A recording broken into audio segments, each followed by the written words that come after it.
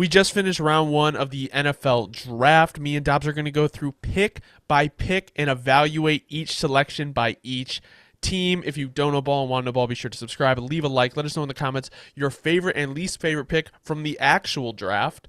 And we'll be posting the full video, and then obviously pick by pick. We'll have a separate video for each pick. So first off, with the Bears, Caleb Williams. I'm going to say this right now. I've known this has been coming for months, but I genuinely think I have not been more excited for a draft in so long. Like, I knew what the pick was even before the Bears went on the clock today, and I was just so excited when they announced it. Like, I couldn't contain myself. Like, I was so, like, this may be, like, the future franchise guy for the Chicago Bears, something that we've really never had. Yeah, I'll say maybe. I think you can say it near, bro. I don't care I'm tired of the narratives. I'm tired of all of this. It's near certainly. Cut on the tape. Yeah, and the Bears are, yes, the kid still has some flaws, but the Bears are going to turn him out. They put him in a situation with DJ Moore, Keenan Allen, Romo Dunze, Cole Kmet, a good old line. Like the haters are in a tough spot because you're not gonna be able to hate for much longer, and it's gonna be real funny for the Caleb Truthers that knew all along. Well, we'll talk about the Rome pick when we get to 9, but I think the idea of going and trading for Keenan Allen, trading for DJ Moore last year, getting Darnell Wright last year, like, you could make the argument that, yes, while Poles was setting up the team for possibly Justin to, have a wide receiver one and have a right tackle, you can also make the argument that he was building this team for a quarterback in this draft, and he always had a safety net. Luckily, I don't think he banked on maybe he did bank on it. I don't know if anyone could have banked on having the number one pick 2 years in a row, especially when you miss out on CJ Stroud and what you saw last year. But with the type of prospect that Caleb Williams is, I truly believe that you can, I don't want to say expect a CJ Stroud-like year because that's one of the greatest rookie seasons we've ever seen, but expect at least something of that nature. When you watch Caleb Williams play, you're like, wow, we got the right guy.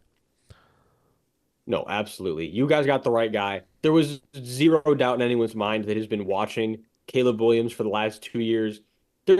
For me, it's like there's not even a lot to say because I've been saying this for like the last year. Whoever had the first overall pick, they knew what they were doing as long as they didn't get hijacked by another team's GM virtually at the last second. Caleb Williams was always the pick. And then finally, I'll just say this before we move on to 2, because this pick has been discussed ad nauseum for months to the point where it's like, there's really not much to say. We've known he's going to be a Bear. If you're going to be wrong on the quarterback, don't be wrong on a guy like a Jaden Daniels or a Drake May at number 1. Be wrong on the consensus number 1 guy. I can live with taking the consensus number 1 guy and him not panning out. I can't live with trying to be the smartest guy in the room and taking a guy like a Mitch Trubisky in 2017 when you could have taken Deshaun Watson. We didn't know what Mahomes was going to be, but Trubisky, to me, was not the consensus number 1 guy. I don't think anyone really had him consensus number 1. I know there was people that had him number 1, but it's like, guys, come on. This is the no nonsense, all brain, no galaxy brain pick in Caleb Williams. No, it was the pick that had to happen. Again, if you've watched USC consistently for the last 2 years, there was literally not a doubt in your mind. And if there was, you just weren't watching closely enough. All right, let's move on to pick number 2 with Jaden Daniels. I think we both kind of feel the same way about this. I have been a little bit confused with the Commanders' approach. While I do think getting draft capital in trading away, obviously Chase Young and Montez Sweat, and they're able to rebuild their way, I don't necessarily love the idea of trading away both your edges and keeping just the interior players, and then taking a fifth-year senior who didn't break out until he had 2 first-round receivers and was in a way better situation than he was ever in before.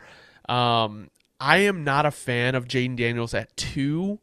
I think Drake May probably would have been a better option. I know we'll probably never get it, but I would love to hear like the breakdown of why they went Daniels over May at 2. That's just my feelings on it. I don't love Daniels as a prospect. Like I think he was a great player, but in what translates to the NFL, I don't know if he has that. Yeah, and I'm always gonna love Jaden. Like I say, it's the LSU connection I'll always have. Like I always have to love Jaden. But but I'm gonna disagree with you on the thing of I do think that he was the better pick for them at 2. But again, it's only because that they cheated themselves out of the contingency plan with Sam Howell. But again, on that same, it's a tough situation no matter what for them because if you bring Sam Howell into the same room as Drake May, you're basically going to be then, you're telling Sam Howell, his time is up sooner than later for the same guy where initially they already in the same room. It is a weird dichotomy. Like the Commanders were kind of put into an odd position with this pick. But as I've said, and I'll keep saying, if you're having to be someone who gets thrown into the fire from day one, I have much more faith in Jaden Daniels than I do in Drake May and like JJ McCarthy. But then again, if you have that long-term approach for those guys, which now that they will have most likely, I don't know what the Patriots are going to do with Drake. I think if they throw him in the fire right away, they're going to regret it a lot. We'll touch on that when we get to Drake May. But I think the point is for where they were sitting on the board and for the how that they had to handle it if they didn't go the trade down route, I do think Jaden was the best quarterback for them. I think my thing too though, I agree. I think they have a tackle situation that they kind of have to figure out fast. And with that being said, I just don't know.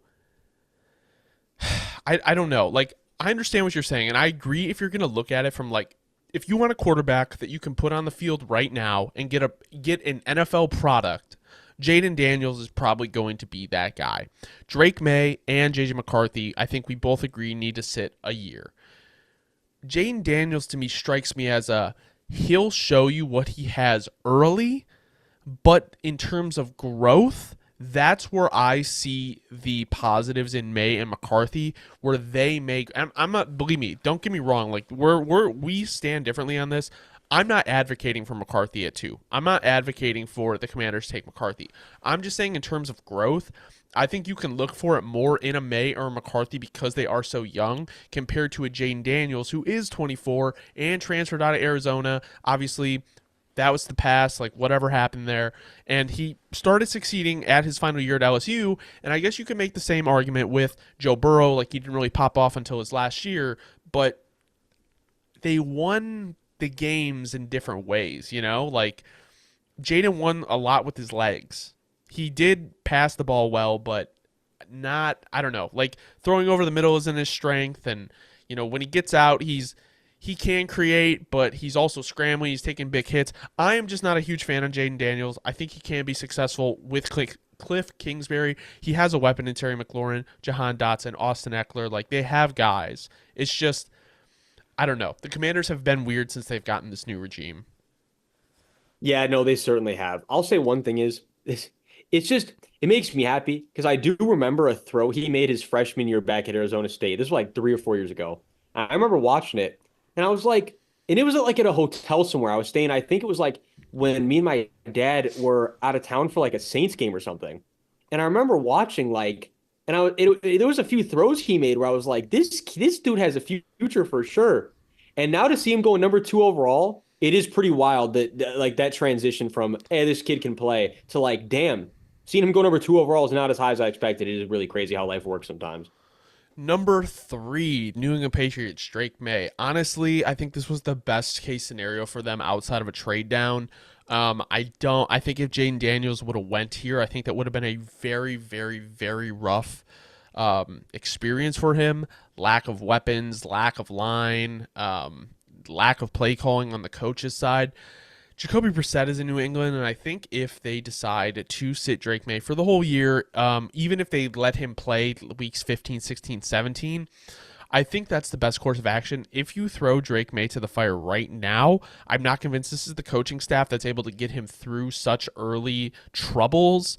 I like the pick. If they handle it correctly, Drake May was my QB2 in this draft. So I think we kind of are on the same page here, Dobbs. If they handle his development correctly, I think it's a great pick. but I worry about the pressure from Robert Kraft to get him started and to try to win games immediately. Oh no, absolutely, and especially the way Kraft does things, But you're spot on, and that's the thing is there's not even too much to say about this pick because that's the reality is the upside is very, very high. But if you tap into that, if you try to tap into that upside too early before he gets comfortable and before you start to surround him with more of a cast, you're going to break his confidence. We've seen this story go over 1,000 times. It's a tale as old as time. A QB getting put into a situation that they're not able to handle, and they crumble because it's very hard to stay mentally afloat when all that pressure's on you. You're supposed to be the savior, and you're thrown into an impossible situation. So I do hope the Patriots don't put him in that same boat, and I agree with you completely. I'm guessing they will probably take a pass catcher at pick 34. Like that has Very to likely at this be point. the pick because it's like you have Juju, you have Kendrick Bourne, and you have who am I missing? Oh, Pop Douglas and Hunter Henry, I guess, Ramondre Stevenson. But that's not nearly enough to like get your rookie quarterback off the ground. I think they really do have to start Jacoby. What do you think is the ceiling for Patriots wins this year? I'm thinking like 5.5. Yeah, 6, 5. But that's good. Yeah, If you're a Patriots fan, you should be happy about that because you yeah, still have a lot yeah. of building to do. So think of it like you're going to have a higher position to get one of the better players next year's draft. You're not winning the Super Bowl next year. This is how things have to go in the NFL. You got to build to reload. Yeah, this was much better in my opinion than a trade down because yes, you could have. Actually, I'm lying. I think a trade down could have benefited them if they were to be able to get like three first, like 11, 23, and the next first from the Vikings. But at the same time, like if you no amount of picks is worth like a franchise quarterback, and if you think Drake May can be that guy, then it was worth it to stick and pick. No, absolutely though. And I'm sure that's how they felt. So Marvin Harrison Jr. to the Arizona Cardinals at 4. This one is probably going to be kind of like the Caleb Williams discussion. Like this has been a pick that's been talked about for a very, very long time. You're giving Kyler a wide receiver 1. I like that they didn't get as much as I am a Bears fan that would have loved for them to somehow maneuver their way up and get Marvin Harrison Jr. I really do like that the Cardinals did not get cute and try to trade out and trade back up and get Malik Neighbors maybe instead. Like I know like some teams have Neighbors higher. I think that's a little bit of draft fatigue, prospect fatigue, but the Cardinals just stuck at the board, got the maybe the best player in the draft regardless of position, depending who you ask, and you're getting Kyler Murray a certified weapon 1 and like or wide receiver 1. no, he's When weapon 1. I'm with you. Yeah, Fucking weapon weapon one. 1. He's not. Weapon He's just one. weapon 1. That was just a fried brain slur, but I will say like when is the last time like Kyler Murray for real had a weapon? Like he had Hollywood Brown and like D Hop. Well, I guess D Hop, but it's like I don't know. He was only how long was D Hop in Arizona? Like what, 2 years? He never had fully primed D Hop. Right, And right. also, I'll say if we're being real, Trey McBride, he is Trey McBride right now. But yeah, it's like outside of Trey McBride, he hasn't they haven't given him a lot. I actually really like what the Cardinals have in offense with like Kyler Murray, Marvin Harrison Jr., Trey McBride, James Conner, and Michael Wilson, their pick from Stanford, I believe, last year. Yeah, Like you definitely can't forget about Michael Wilson. Greg Dortch as well. Cause wait, no, wait, who got traded to Atlanta? It wasn't Dortch, right? Oh, Don't know. Rondale Moore, It Rondale was Moore, Rondale Moore, Rondale Moore. yeah, I was That's gonna who it say was. no. It was definitely Rondale Moore. I think what Marvin Harrison Jr. does to this offense is it just elevates it to a next level. I honestly think they will probably go with an offensive lineman at 35, I would imagine. Unless they're going to go crazy. Zach Frazier? Are you still there? Zach Frazier would be a very, very good pick. Overall, I think this Cardinals pick is like, if we were grading it, I mean, it's probably like an A, but it's almost like the easiest A ever. Like you ever have a test where like everyone bombs, so they curve it, and it's like, I guess no one bombed in this situation, but it's you know what I'm saying? It's like open book test. This was an open book No, test. that's exactly no. That's like the perfect analogy. And yeah, like we've said, the reality is, bro. Marvin Harrison Jr. is the best wide receiver prospect since Calvin Johnson. We saw the career Calvin Johnson had. And again, it was the same thing where, as I've said and I've heard before, but there are receivers that change the game, right? But then there are also receivers who change the game plan. And like when you're a guy like Marvin Harrison Jr., you literally change the entire opposing team's game plan, the way that they play. You have to get certain teams out of their comfort zone that love being man heavy. Like I said, the truest and realest definition of a chess piece is a guy like Marvin Harrison Jr. And if you're a Cardinals fan, you got to be absolutely ecstatic about this. Number 5, Los Angeles Chargers taking Joe Alt. So I will say we talked about this. I don't want to say a lot, but quite a bit to the tune of we love Joe Alt as the tackle one, but we just didn't know if the Chargers were willing to take him and move him to right tackle. And I don't necessarily love it, but at the same time, it's kind of like, do you want to pass up on this guy just because he doesn't play right tackle? He still plays tackle. I mean, for what the Chargers want to do, he's the perfect player. He just happens to play a position that you already have a very good player at. In See, that's the thing is Rashawn Slater, not Trey Pipkins. that's hilarious. Vintage reference. But I'm with you where it's like, look, Joe Alt to me was a top 3 player in this class. You know, I've been saying he's a special player. That to me is actually just what hurts about seeing him move out of that natural position because now I don't know how I feel the same about that valuation. Because yes, it's very easy to say like, well, he'll be able to make the transition just fine. He's so athletic. He has the pedigree with his family. His pop's a 2-time, Pro Bowler for the Chiefs. Like yeah, I get it. It's easy to just, assume that that'll be an easy move for him. I go back to Mike McGlinchey all the time. We saw a guy with the recently, not super recently, but recently enough, exact same build, same transition where it didn't work out. So, it's like all of a sudden, I'm not saying that I'm worried about it. I just am worried that he's not going to be able to hit that same ceiling he would have had as the blind side, which he's been used to playing.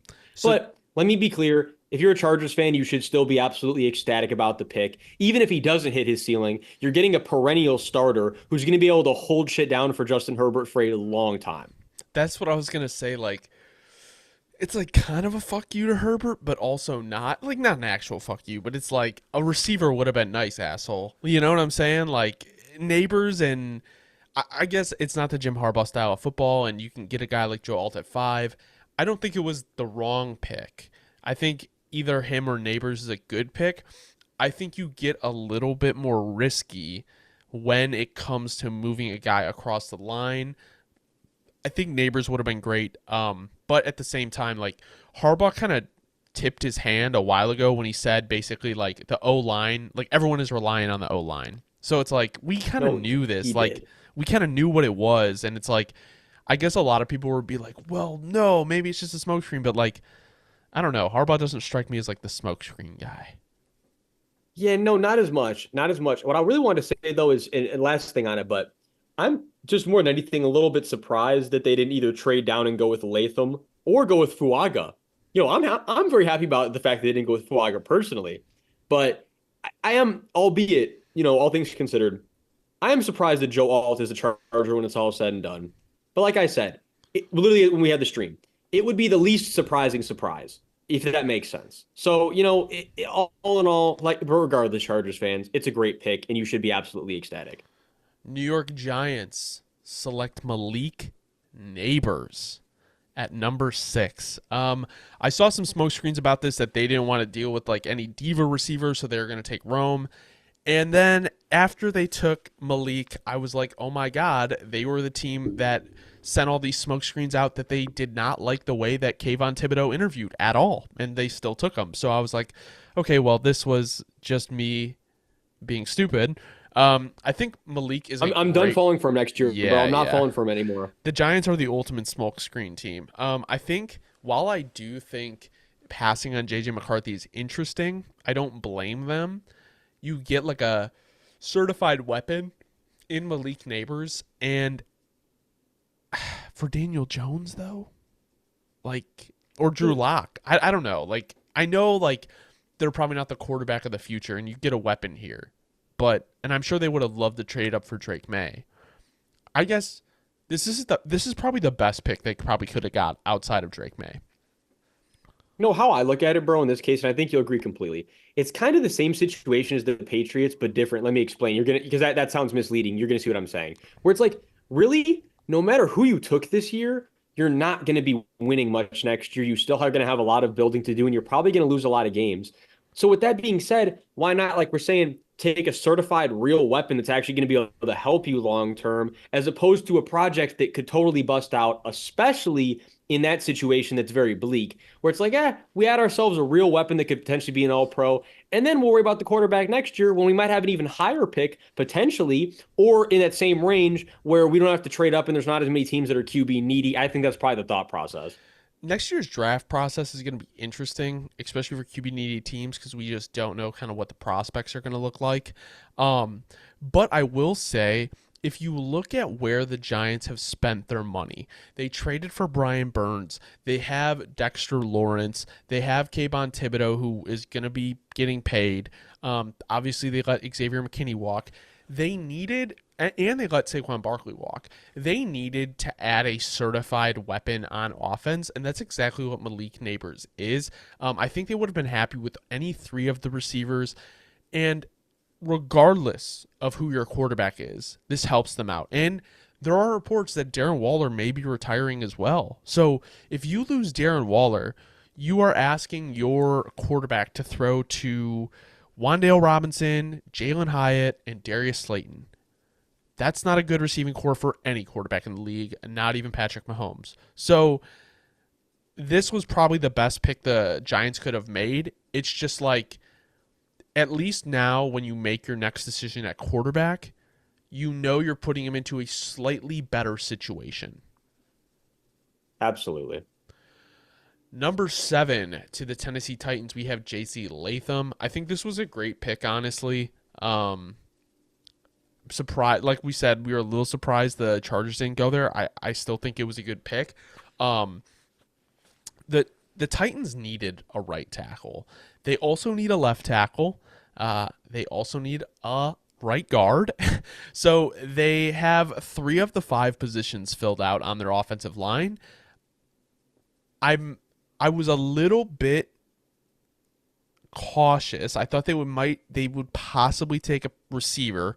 I think they would have possibly taken the like weapon approach, but it looks like they're going to be doing everything they can to protect Will Levis, who sometimes throws his body out there a little bit too much, a little reckless. But overall, I think this was the correct pick for the Tennessee Titans, and you couldn't have asked for probably a better selection. No, yeah. What I have to say on this is if you're a Titans fan who's like surprised by this, or because JC Latham's one of these guys who's been rising more and more, just kind of as the process goes, and he had kind of a recent really big surge.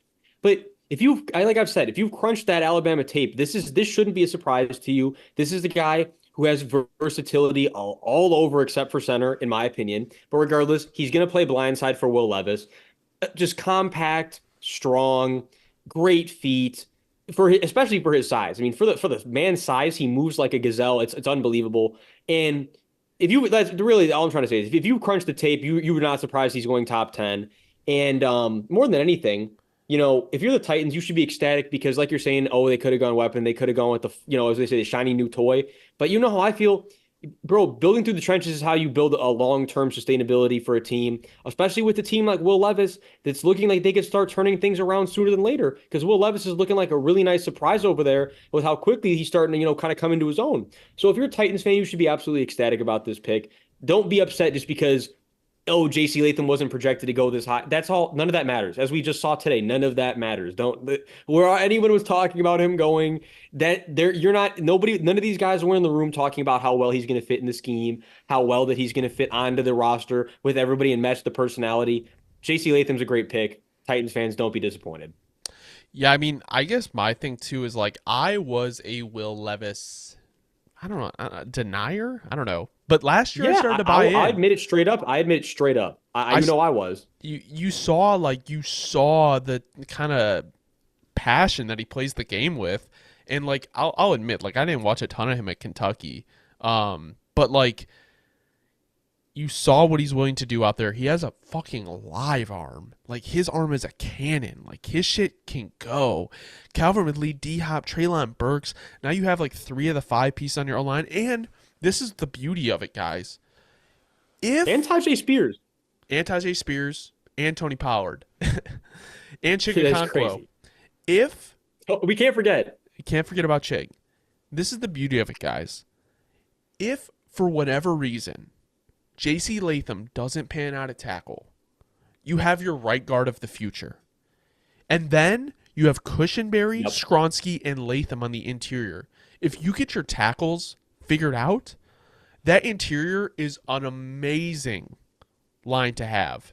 So the Titans do not, I know it's not a sexy pick. O-line is never sexy, but it makes the team go. So Latham is probably probably the strongest player in the draft. So you guys got a good pick here at 7. Can I just do a victory lap real quick before we move Yeah, on go to ahead. pick 8 too? Go ahead. Because you know the amount of comments that I received about how Latham's not a guard, Latham has no versatility. Yeah, he does. This pick tells you all you need to know about how teams valued that. Because to your point, that's exactly the thought process that was going through Carthon's head when he made this pick. At number 8, we have the Atlanta Falcons taking Michael Penix Jr., probably the most questionable draft pick of the night. Dobbs, Probably. this is what Falcons head coach Raheem Morris said on Michael Penix. The Green Bay model was something we talked about. It proved to be right last year. Hopefully we'll be right with them. Unfortunately, Jordan Love and Michael Penix Jr. are not the same player, like, at all.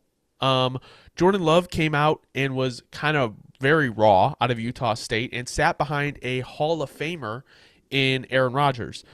Not to say Kirk Cousins isn't good, but he's not Aaron Rodgers. And Michael Penix is also 24 with 2 ACLs. So, kind of a different situation here. And also,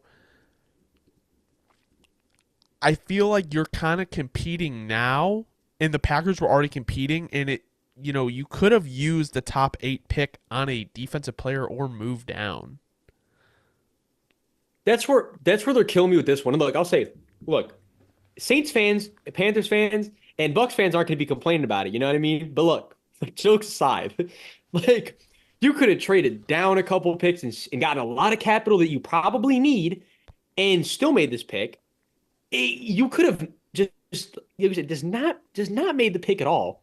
Taking Spencer Rattler in like the 3rd or the 4th if you wanted to go this route. I'm not trying to be funny, because the truth is, at least with Spencer, you're getting a guy younger and without the injury history. And again, I do like Penix's tape from this year, but with that said, there's also a lot of flaws in the tape. It's not like he's some, world-beating prospect where, and to that point, he's 24. Like, we got by the time he starts, he's gonna be 26, 27 with injury history. And I'm not sure. Look, this could end up being a masterclass pick where we look back on this in a few years and we say, oh, wow, the Green Bay motto is just a motto, and that's just how all teams should be approaching it. But as of right now, this very moment, and a lot of Falcons fans would agree, it was one of the worst value because you could be competing immediately. Like the Falcons, that's why I'm saying more than anything, the Falcons had a chance. Like they still do. But that window definitely shrunk significantly tonight when you didn't use this capital that you just had to get a potential all-pro type of player in the immediate window. Michael Penix will be 24 on May 8th this year. Yeah, I just, Dobbs, like, I think what is so frustrating is you are trying to win this now. Like, if you wanted to have a bridge quarterback, why are you signing Kirk Cousins? Like, do you think, like, I understand they called Kirk before they made the pick, but do you think they were like, they talked about this possibility before they signed him? It's kind of weird, right? Like, I don't understand, like, how you have a defensive head coach and you take a 24-year-old quarterback to sit behind a guy you just paid like $160 million. I don't understand. That's the truth is, no matter how we try to slice it, it wasn't the best value at pick 8. That no matter what, that is the bottom line. At pick 8 wasn't the best value. This is my one argument, though. I don't know if Penix is making it past pick 11. Like, I know the Vikings ended up trading up to 10 to take McCarthy, but I don't know if the Vikings had Penix higher than McCarthy. I don't think so, but I also do think he is a possible pick at 12 and definitely the pick at 13. So No, absolutely though. I think it's a tough spot where it's like, it's a bad value pick, yes. But were you going to get him later? I don't know. I think maybe 10 was the latest they could get him. That's But what I was. No, it would either have to be 9 or 10. Like, but with that being said though, dude, like I hate the pick just as much as you. I'm just trying to like provide maybe their like fucking reasoning on why they made this pick. no, it's tough. It's tough. All right, now something fun. Pick number 9, the Chicago Bears take Romo Dunze. Dobbs, I've been mocking this for the last 2 months. This is the best first round draft as a Bears fan I've ever experienced. This is the You're most fun geeking. I've ever had during a draft. Like, we get Caleb Williams, they make the obvious choice. They get Romo Odunze, they make the obvious choice. Like, sometimes we talk about this all the time, Dobbs. Sometimes you just take the easy choice. All these GMs sit in their fucking office and they overthink. Yes, I'm in my bedroom talking about picks that millionaires are making. I get it. But I'll tell you what. There's a lot of stupid fucking picks in the NFL draft because everyone wants to be the smartest guy in the room. This was, yo, this guy's really fucking good, and you have a rookie quarterback who needs good players to develop. Let's just take him. Oh, and he also just said he wants to be fucking homies with him too recently. Like, it's all the writing is on the wall as long as you're listening. They've been boys. The way that if you're a Bears fan and you've watched Bears players in press conferences, Romo Dunze is literally a walking epitome of what a Bears player is and what the organization values. The way he carries himself, the way he speaks. He was a big fan of Urlacher and Hester. Like, this is the type of player that the Bears want. So, Romo Dunze, Keenan Allen, DJ Moore, DeAndre Swift, Gerald Everett, Cole Kmet. You could not put a rookie in a better situation. I love this No, pick for the Bears. you absolutely couldn't. What I want to say too is, you know, it's kind of like he seems like throughout this process he's kind of like not falling through the cracks with the other top two where nobody puts him in that same tier. But here's what I'm going to say: like they all three have a different skill set that they're the best at. And with Marv, it's like in those contested with a contested catch at a high point, that's Marv all day. The high point, the hands, right? That's Marv. Malik, it's the route running. With Rome, it's the body control. And that's something you can never teach. So the way he can maneuver and twist in midair and find himself at the catch point at any range, no matter how off balance he is whenever he's going up for it, it's stuff you can't teach. You guys got a player with stuff you can't teach at the quarterback position, and you got a player with stuff you can't teach at the receiver position, all within 9 picks. If you're a Bears fan, you have to be feeling like you have a chance to win the conference in the next 3 or 4 years. No, and that's my thing too, is like kind of what you were saying, like he was falling through the cracks. Like Rome would have been wide receiver 1 last year. Like, think about it, guys. We In got like 8 out of 10 years, he would be. all right, let's you want to do a quick look? No, I was gonna say quick thought experiment. All right, let's do wide receivers taken in the first round.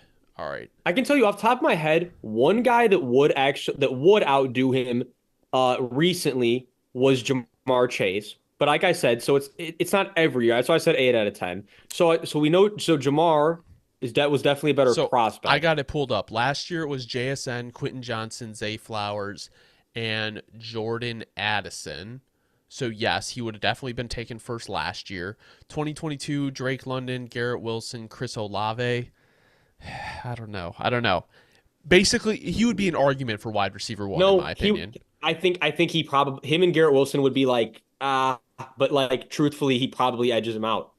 He does edge him out as far as I'm concerned. And then As far as college tape, Jamar Chase in 21. I'll give him Jamar Chase.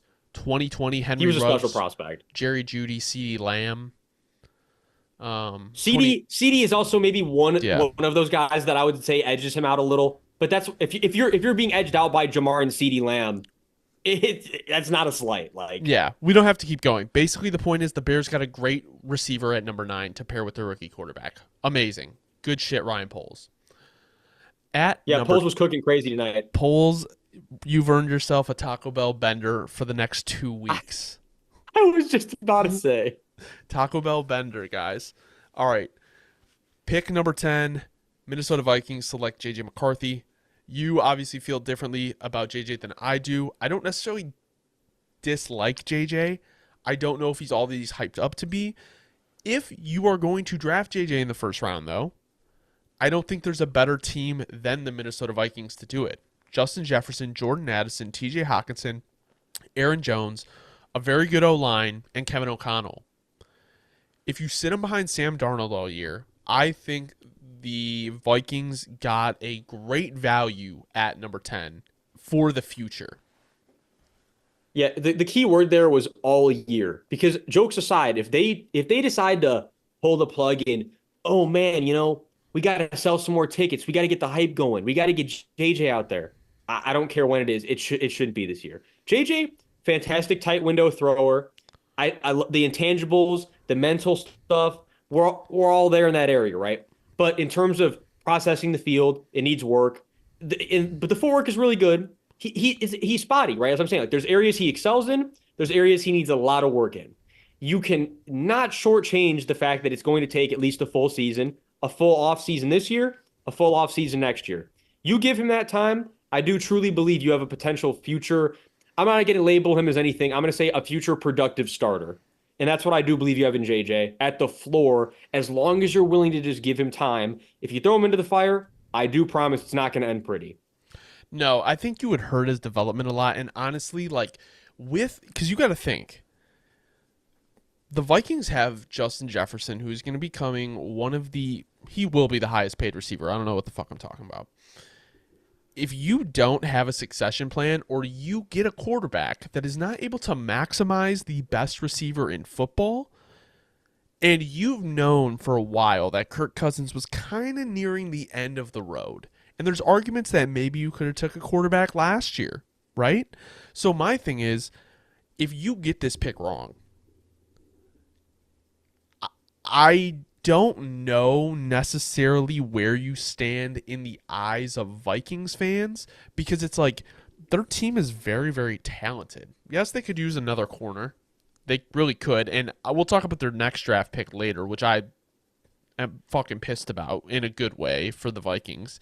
But I just think it's like JJ could be that guy.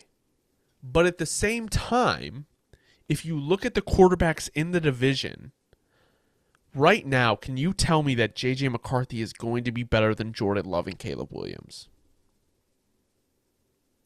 Absolutely not right now.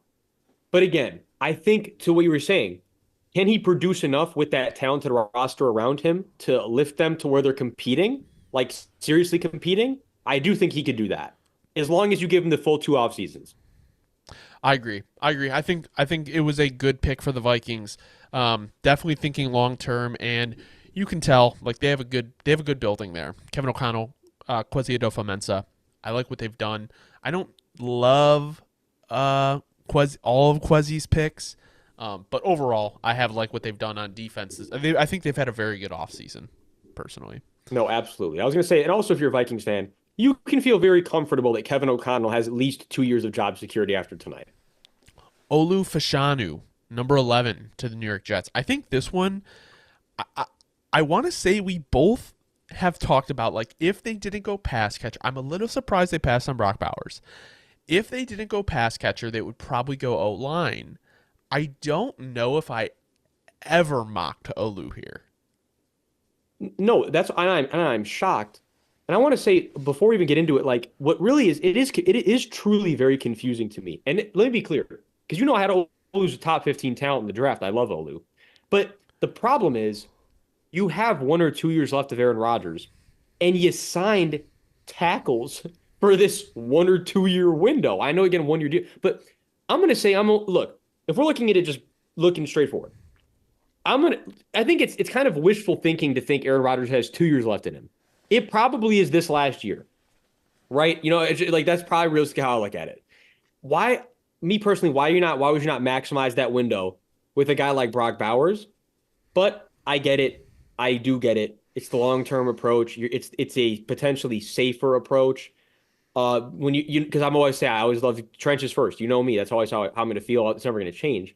But for a team like the Jets that really does have a minuscule window at this point, I just don't know if I like a more of a kind of what do I call it? A crock pot pick, which is kind of what a Olu is at this point.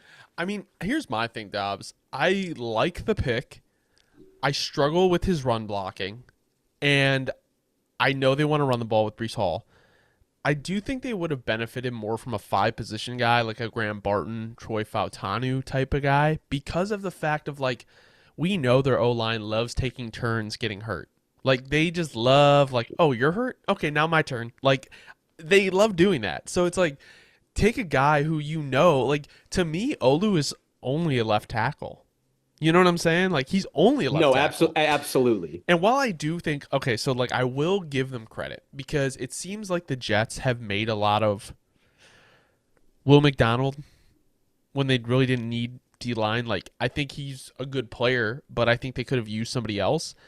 I will give this credit Yeah, to in the the immediate, we're not in the immediate, not too hot on that pick. no, and I will say this: I wonder if ownership stepped in and was like, okay, we need a pick for the future because we have already mortgaged this very short term window. Like, even if this fails and you guys are gone, I need to know that I have a tackle in place.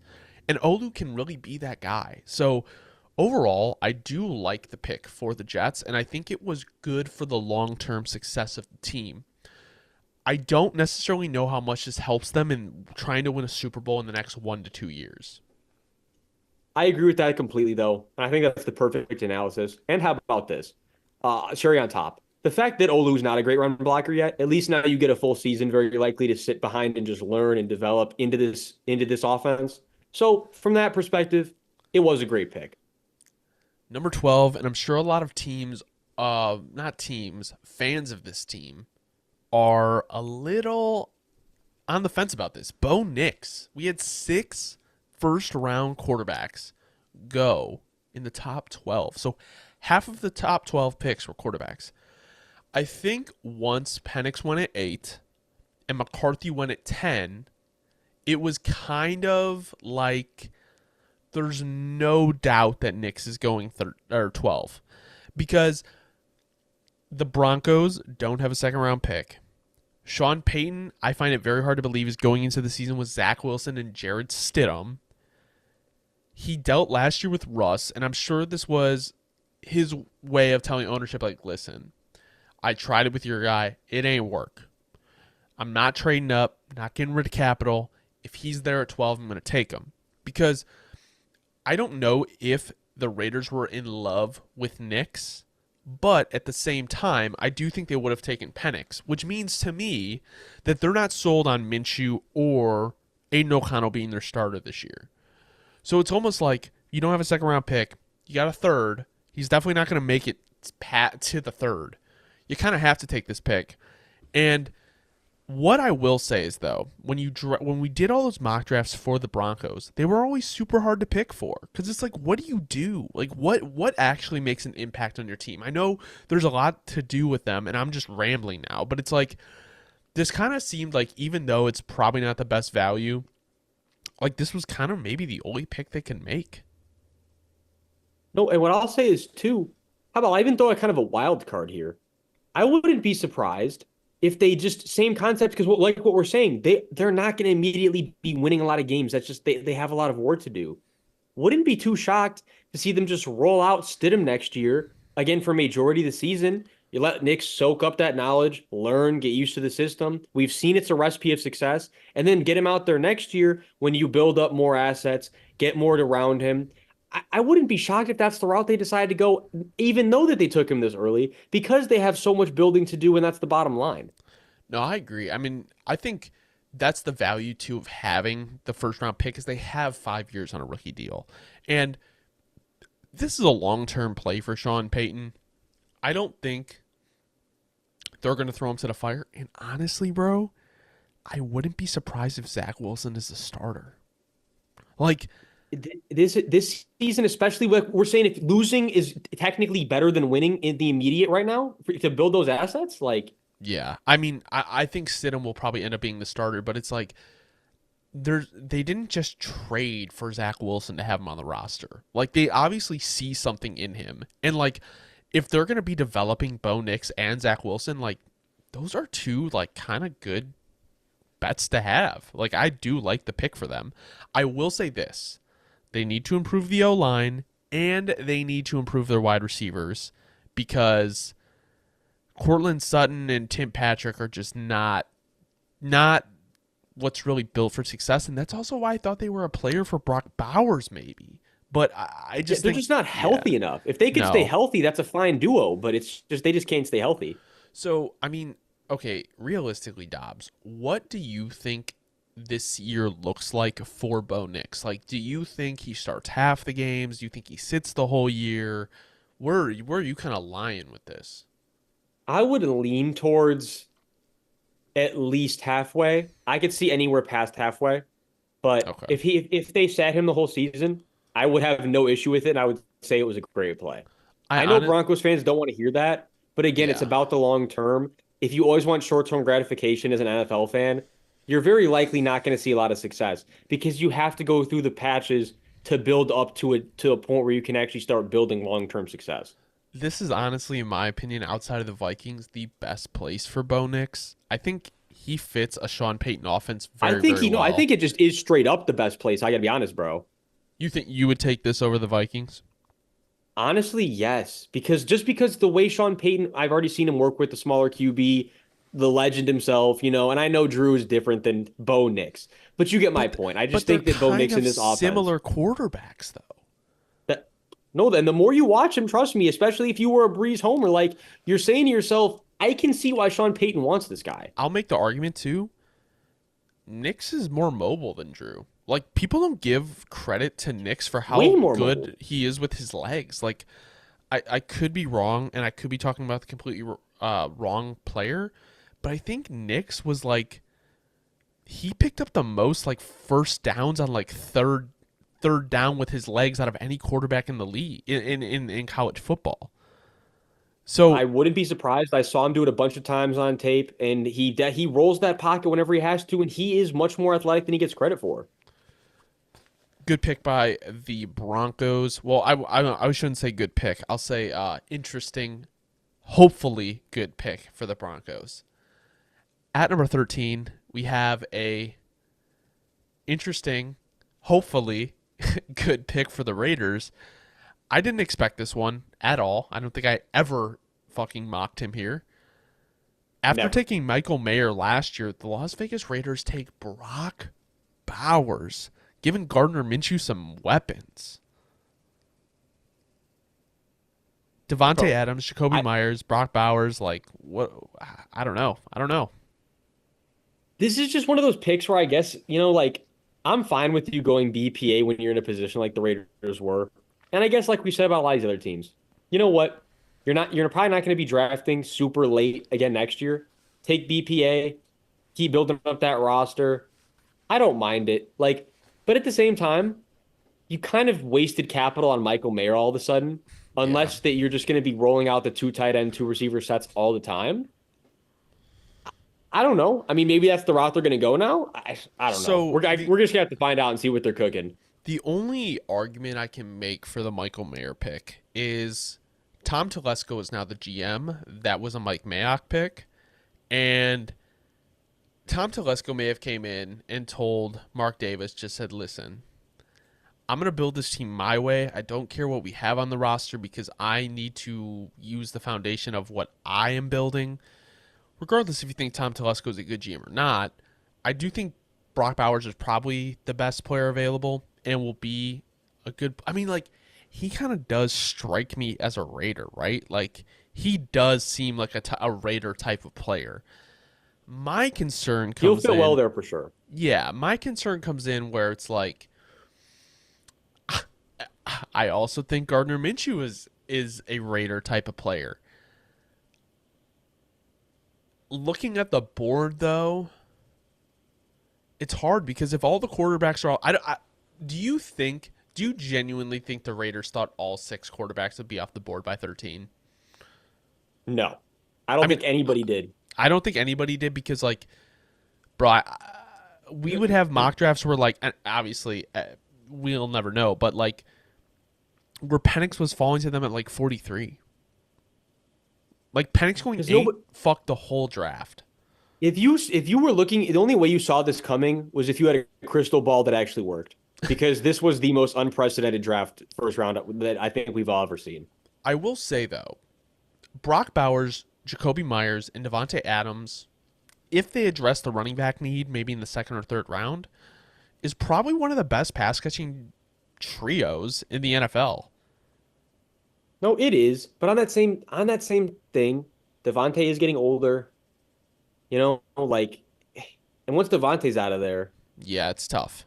you It's know, tough. like but again, it is just a BPA situation, and the Raiders were put into a very tough situation. I think they did as much as they could in a very tough situation if you're not going to trade down. Yeah, I don't know. I never pictured Brock there. I mean, like what he can be though, like in the slot and everything for them. Maybe they're just thinking about playing him in the slot. That's what I would say. More of like an inline role with Michael Mayer still out there. Like that's very much a possibility. Like however you want to go about that. Want to play him next to him, literally in the slot. I don't. You can do a lot of things with him, so it makes sense. At number 14, the New Orleans Saints select Talise Fuanga. Dobbs, you were gassed up. I'm just gonna let you take this one. Go ahead. Gassed up, one of my top 10 players in the entire class throughout the entire process. Absolute mauler. Guard versatility. Would prefer to keep him at right tackle. And oh, go figure, Ramczyk all of a sudden having issues. We're worried about his future. Well, come in, basically replace Ramczyk, at least for, I don't know what the future holds for Ramczyk. I hope that he can still come back some way, somehow. Maybe we're going to play Talise left side. I think we're probably going to keep him right tackle or even play him at guard. That's why I'm happy. We needed an O lineman across the board. We desperately need an O lineman minus center.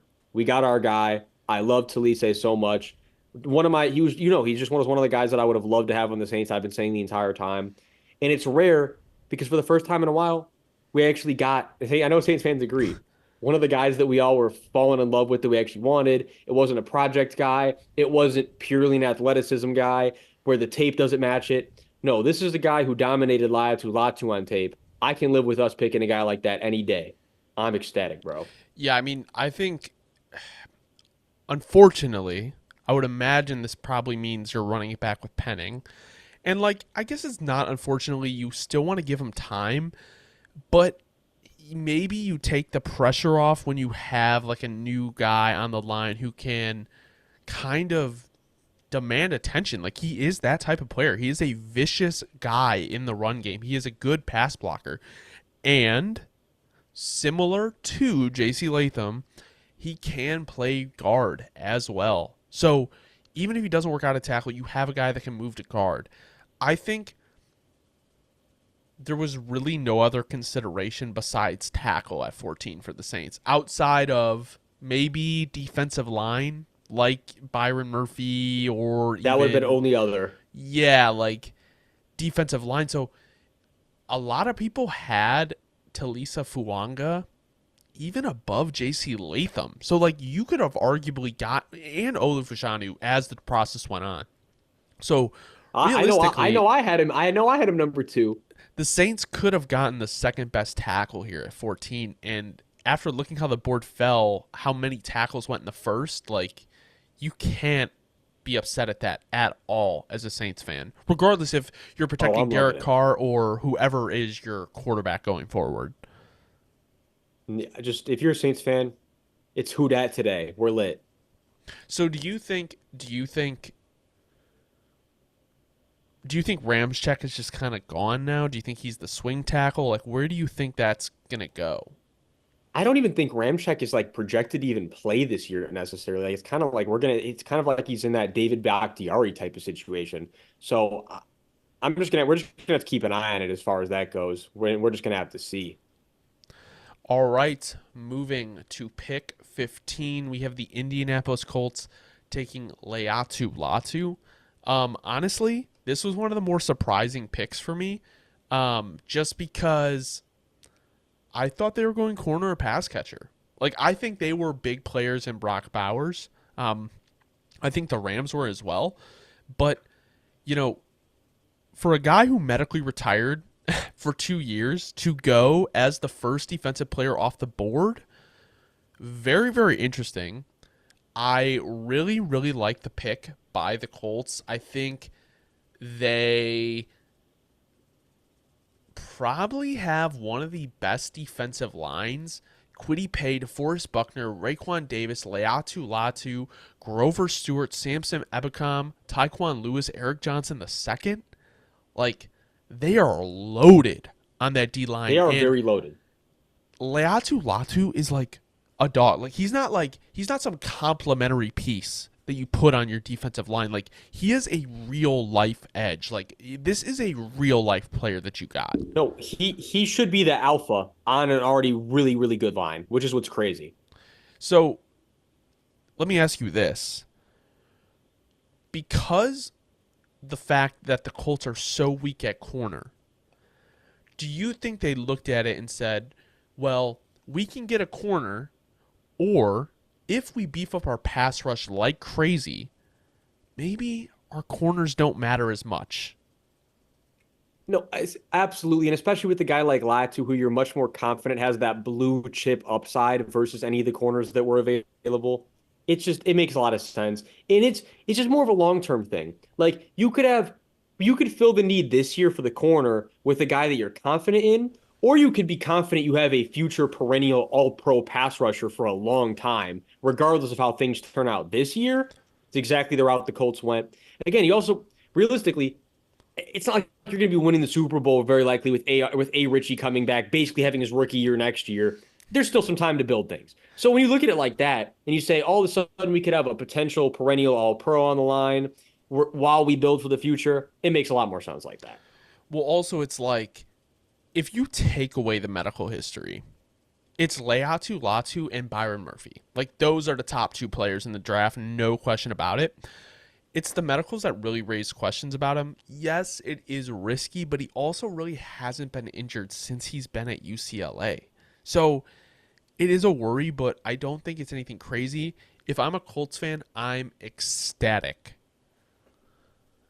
At Oh number yeah, I would be doing a backflip.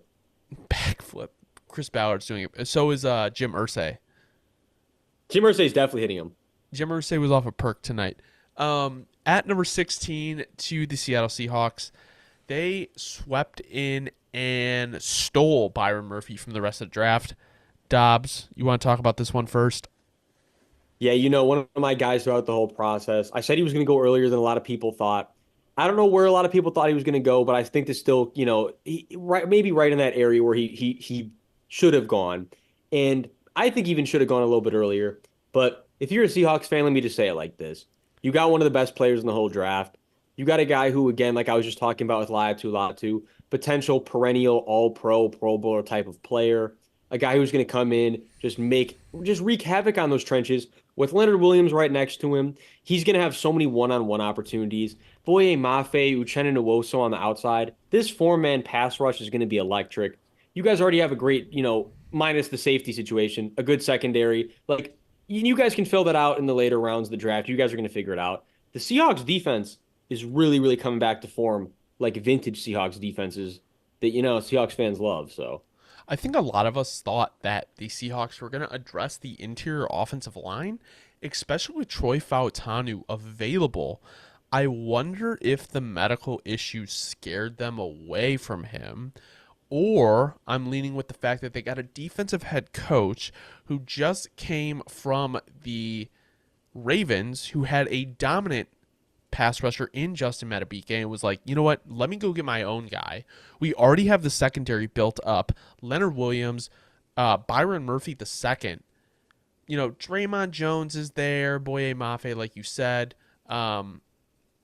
But when you look at the interior of that line, I think teams are more shifting to having that dominant inside player over the edge rusher because ooh, my apologies. It just creates so much instant pressure for the quarterback when those guards and centers start to crumble in and you're forcing them to scramble and create. And if you don't have one of the a creative quarterback, that creates a lot of problems for an offense. No, absolutely. And that's exactly what Byron Murphy is. He's just a pocket crusher. That's one of the when I was going over his all 22, that's the main thing is I want to see him develop a deeper bag of moves. He doesn't have the deepest bag of moves, but one thing he does have is even when he doesn't fully win the rep, he's going to collapse that pocket and make the quarterback start moving around. So he's just a disruptor. And I think, some people may worry about his size. He's a little bit smaller. He's built like a bulldog. Like he's small. Like that was when we were watching him at the combine. We're like, oh, he's kind of a smaller guy. But when you watch He's Byron built like Murphy a tape, bulldog. one of the craziest things you will see Byron Murphy do is Byron Murphy will be on the ground, like be on the ground and still make the tackle somehow. Like he will just come up and tackle the guy after being pushed to the ground. Like he will leverage himself where he'll let the guy push him to the ground where he'll just pop back up and tackle the guy. It's very, very interesting. And I think the Seahawks got a steal at 16. He should not have made it here. Yeah, no, he shouldn't. I don't know why so many people were not like much higher on Byron Murphy. I don't know why he was kind of like not a popular player in this year's class per se. Because if you were cutting on the tape, you were seeing the upside. This definitely would have been a better use of a pick at 8. Absolutely. Funny enough. 17, we have a trade up with the Minnesota Vikings. They took Dallas Turner.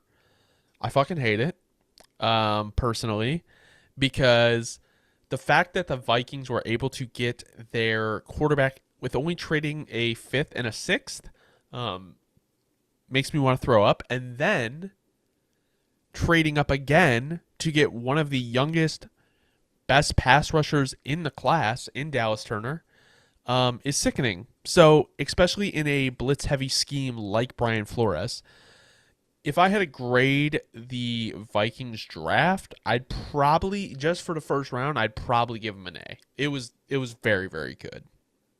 Oh, I would definitely give him an A, especially given the, like you said, the assets that they got back. And again, like I said about Dallas Turner, he desperately needed to land into a 3-4. And he, like I said during the live stream, he landed into probably the best 3-4 he could have ever asked for, where he's going to be having corners blitzing off the same side as him. He's going to be having stunts all over. He's going to be able to get so many one-on-ones against the guards, the center, the tackles. It doesn't matter. He's going to be getting one-on-ones all over the field in this Brian Flores defense. And if you're Dallas Turner, a young pass rusher who is just looking to hone into that upside, that's exactly the situation you wanted to fall in. I mean, it's just an absolute money pick for the Vikings. I'm going to read you something disgusting. Okay, you ready? Jonathan I'm Grenard, ready. Ivan Pace, Blake Cashman, Dallas Turner, Andrew Van Ginkel. They Yeah. are No, loaded at pass and when rusher. all of them are viable to blitz, literally all of those men are viable blitzers in this defense. Like you don't know who's coming, when they're coming, and when Dallas Turner's coming in that one-on-one, getting deeper into that bag of moves with Van Ginkel and Grenard, it's going to get scary quick over there in Minnesota. Now, my concern is if the pass rush doesn't get there, I don't like their corners. So you could argue that they maybe could have stuck at 23 and taken the best corner in the class. One of them, actually, Terrion Arnold went 22, but you could have went Terrion Arnold or Quinion Mitchell went 22. Could have went Terrion Arnold at 23. Chose to trade down to with the Jaguars. Honestly, in what they had to give up to get to 17, the Jaguars just sort of stuck and picked Dallas Turner. Like it was not worth the return of a 25 third, and I forget what it was. It was like a 5th or a 6th, but it just to pass up on a guy like Turner. I feel like that just means, honestly, the way I'm looking at it is that they just wanted to go Brian Thomas Jr. and felt that that was where they were going to be able to still steal him. But back to the whole, and we get to the Jaguars. The Jaguars are a little bit confusing. Yeah, they're confusing the fuck out of me. But overall, like I said, this is a great addition to the Vikings defense, and any Vikings fan should not give a fuck about any of the capital they gave up tonight to get J.J. McCarthy and Dallas Turner. You will be a little light on picks next year, but that's okay. So let's move into pick 18. Cincinnati Bengals take Amarius Mims. Holy shit, they love big tackles. Trent Brown and Orlando Brown Jr. are massive, and so is Amarius Mims. Um, Honestly, I really like the pick here. Um, Trent Brown's only there for a year, and if you give, here's the mistake I think a lot of people make with Amarius Mims, Dobbs. A lot of people think he's raw. He's not raw. He's just inexperienced. There's a difference between raw and inexperienced. Mims is inexperienced. Guyton is raw. You get a guy who can stay healthy, and he is a dog. Trent Brown, just get him. You can just shuffle Amarius Mims in during the game, get him reps. He can play both sides. So if any of your tackles get injured, Amarius Mims can just slide in. Like Amarius Mims at 18 is your swing tackle. Think about that. He's your swing tackle. Amazing, amazing value. We said the whole process. I'll repeat it for the last time because after today, it's going to be moving more just directly into the, I want to say this exact quote. But the exact quote that I've been saying. He's the offensive lineman. He is offensive line coach's dream. He is. The way you cannot. He's an offensive tackle built in a lab. Like you said, it's just a matter of actually getting out there, staying healthy. But like when he's out there, he's playing dominant football. And more than anything, perfect situation. Because in a perfect world, Trent Brown will stay healthy the whole season. You won't have to worry about getting him in. You can get him healthier. You can get him acclimated to the scheme. But even in a world where it's more likely that some way, some point throughout the year, Trent Brown misses a game here, he misses a game there. Well, you're going to get to see Marius' upside, throw him in, see how you feel about him. And I bet you he's going to surprise a lot of people and play real good ball even this rookie year because he is built in a lab.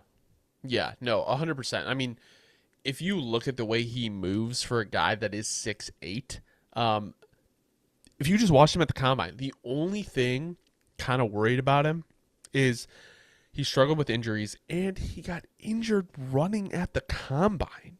Like, he is injured a lot, and I guess my thing is the Bengals have been known to kind of draft succession plans, and they're probably looking at Trent Brown as a one-year rental, honestly. 100% at this point. Because I would say, like, the goal for Trent Brown is probably to have a great year and then get paid. Amarius Mims could easily slide in and be their tackle of the future. And if your whole goal, like, that's the thing is, like, if you keep Joe Burrow upright, your team is competing for Super Bowls. So if you take a guy in Amarius Mims who can be a top 5 of that position potentially, and you don't even have to play him year one, like, this was a great pick by the Bengals. And besides taking a receiver or even like a defensive lineman because of the Trey Hendrickson bullshit, like, this was a great pick by the Bengals. Great pick. No, 100% long term, but if you're the Bengals, you have a long time with Joe Burrow. So it's what you got to do. Number 19 to the Los Angeles Rams, we have Jared Verse.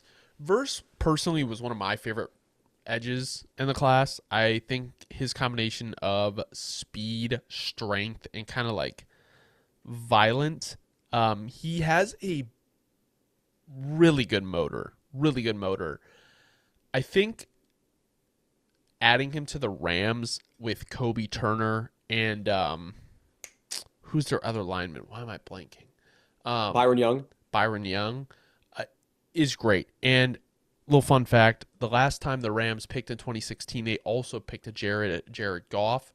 I don't know. I mean, like, with who was on the board at 19, I didn't really see another route they could have went outside of corner, but for the value, you almost have to take first. No, absolutely. And it's exactly what you just said. Kobe Turner, Byron Young, Jared Verse, all developing within 1 year of each other. You've got to love that. The contract situation will be similar, where you'll be able to like paying them at the same time. Who are we keeping? Who are we letting go of? Are we keeping all three of them? You can keep them on the books at the same time. That's always an advantage as well. The Rams are doing it the right way and retooling the right way, especially after losing AD. Super, and like we said, Jared Verse, potential blue chip guy in this year's class. It's just the age. You would like him a year or two younger, but minus that, and it doesn't really matter because the Rams are competing in a window right now as long as Stafford is there, as we've seen. So you've got to love it if you're a Rams fan. So that's kind of the value you get in verse 2 is I think a lot of people had him in their top 15, but the value with verse is you're going to get an impact player right away. And if the Rams truly want to win in these next 2 years, versus someone that's going to help you now, as opposed to taking a guy like an Amarius Mims who's going to be developing. And I'm not saying Amarius Mims would have been the pick. I'm just trying to make a point of you're getting a guy that can help you win championships right now, not someone who's going to take 2 years to hit their peak. And obviously, Jared Verse can take longer to hit his peak, but you're going to get more of that prime earlier on because he is a more experienced player and played at such a high level at Florida State. No, absolutely. 20 to the Pittsburgh Steelers, Troy Fautanu. This pick made a lot of sense. Surprising? I Surprising just because of that report that we read. Yes, surprising, but also like such a Steeler, right? Like they need help at center, they need help at tackle. They can move he can play either side, like Broderick Jones. They can play Broderick where he feels most comfortable.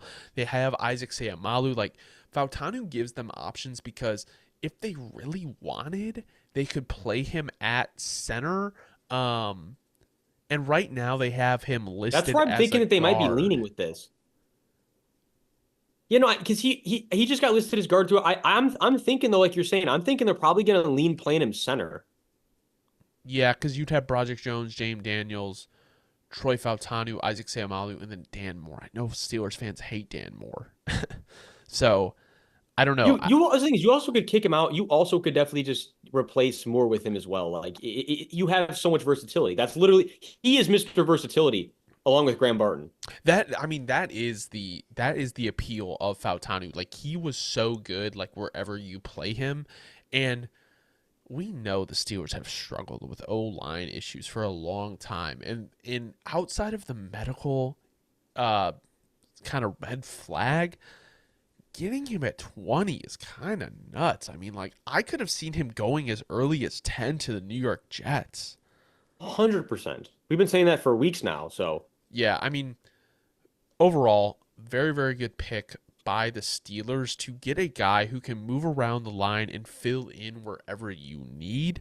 I'm very interested to see where he plays, though. I honestly think if the Steelers want to get their best five out there, it is probably going to be Broderick Jones, James Daniels, Nate Herbig, Isaac Seamalu, and Troy Fautanu. I think Fautanu probably starts at tackle this year. which is wild because that's not at all the route we expected. But if you're when you're putting it like that, I do agree.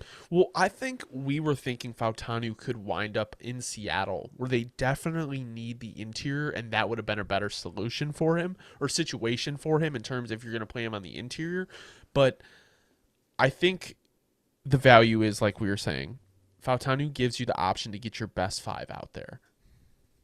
No, he does, and he definitely can still play tackle. So now we're sitting here at pick 21 to the Miami Dolphins. They took Chop Robinson. Very, very interesting. They're trying to win with speed on offense and defense. Probably one of the most explosive first steps that you will see from a defensive lineman. Obviously, Chop needs to develop his pass rush bag a little bit, but overall, when you have Bradley Chubb, you have Jalen Phillips, like teams that have a deep pass rush rotation are usually the best teams in the NFL. And adding another guy like Chop Robinson, who is extremely quick, just adds another layer of versatility to your defensive line. No, adds another layer of versatility, and especially when you just lost Van Ginkel, Bradley Chubb, we don't know how the health's going to look. He could very quickly end up being a starter this year if there's another injury across that line. And you feel comfortable where it's like, look, you're very young, you have a ton of upside. If we have to throw you out there in that fire, it's just going to be reps to learn, and it's not like it's a bad thing as opposed to where it is with the quarterbacks. With this position group, it's much different. It's like, you know what, just get out there, learn what's going to work, learn what's not going to work, learn when to use your athleticism, learn when to use technique. And that's what Chop's going to have to feel out. He's going to have to feel out that fine line. But we know his ceiling is so high. It's like the Dolphins were a perfect situation for him to go to No, because the Dolphins were in that same boat where there's not a ton of needs. You definitely are competing right now. Just take guys with super high upsides and take that home run shot. I know he's not an interior player, but do you think losing Christian Wilkins this offseason pretty much locked in the first overall pick as a defensive lineman? No, no, yeah, I think it definitely did lock in their first rounder. They were going to have to go trenches for sure. I am kind of surprised they did shy away from Jerzon Newton. I wonder if they just feel like the upside of Chop is higher than Newton. Yeah, I think maybe more than anything too. Maybe they just didn't feel like he could fill that exact same role that Christian Wilkins was filling. You know, Jerzon and Christian Wilkins, a little bit different skill sets. Yeah, And I Newton think, is like you're saying, I undersized. just think you probably do feel like Chop has a higher ceiling, where Jerzon has definitely the higher floor for sure. But that ceiling is the ceiling battle is going to Chop. And if you're the Dolphins, again, it's about home run shots when you got to beat the Chiefs. It's different when you got to go beat the Chiefs in the AFC. You got to take home run shots when you're this close. I think what I like about this so much is because Chop really could have went anywhere from like 20 to like 40 even. Like it really is just kind of what teams want, and I don't know. I just think this just adds such like a different layer to the Dolphins defensive line. So, 22 to the Philadelphia Eagles. We have Quinyon Mitchell. So, we've had them going corner for quite a while, Dobbs. And Eagles fans, for some reason, hate the idea that they were going to go corner in the draft. I don't understand. Slay and Bradbury are both old as fuck. And I don't know why you have such conviction in guys like Ricks and Maddox. Like, these guys are like good depth guys, but they're not starting quarterback material. Quinyon Mitchell is a dog and fits what Philly is very, very well. I think I would have been okay with Terrion Arnold here, but honestly, one of the better picks in the draft tonight. Didn't even have to give up capital to get him. Didn't have to give up capital. Again, in terms of upside, we don't talk about upside. You know, it's always the battle of the floor of the upside. With the corners, Quinyon Mitchell's winning the upside battle against all of them, in my opinion. Terry Arnold is definitely winning the floor battle, but upside battle, Quinyon, and same as we had just said about the Dolphins. Look, the reality is when you're this close and you're really close to lifting that Lombardi, it's best to take the home run shot on guys that have that super incredibly high ceiling, where you can add another guy who's a potential All-Pro, Pro Bowler type of player. It's exactly how Roseman said. It's exactly what they did. Well, after re-signing, I guess it's not re-signing. It's technically re-signing, but also not C.J. Gardner-Johnson. I think that maybe took out the Cooper DeJean pick a little bit, and we saw the Eagles secondary get shredded, absolutely shredded the second half of last year.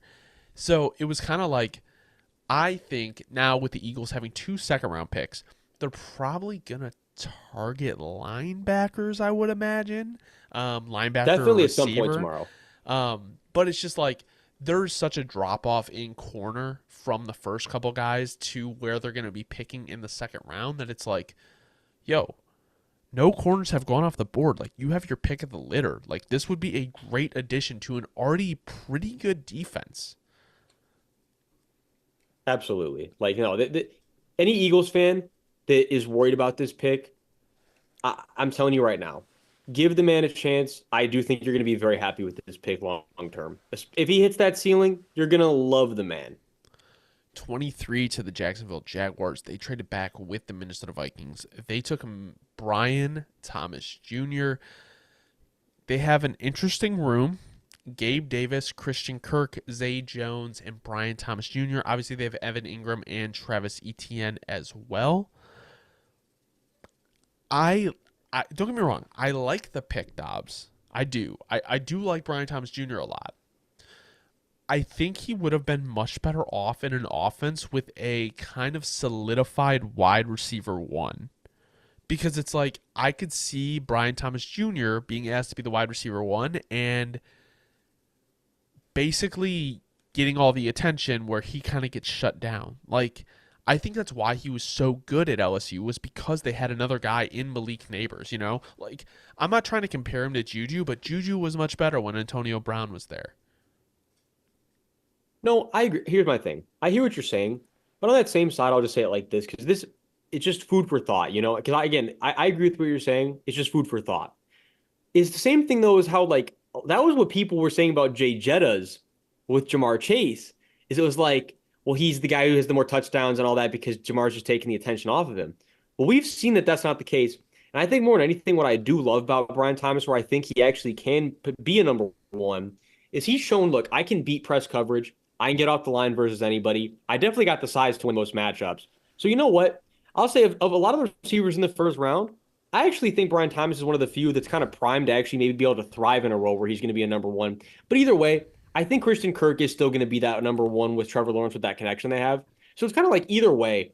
I do love Brian Thomas to the Jaguars, and I think I love it even more because I do think that's who they were going to be targeting at 17. They discussed, they said, yeah, we can move down a little bit and still get our guy. And that's exactly what they did, assumingly. So if you're a Jags fan, at least you got some capital back, even though it wasn't a ton, and you still very likely got your guy. So you have to be happy about that.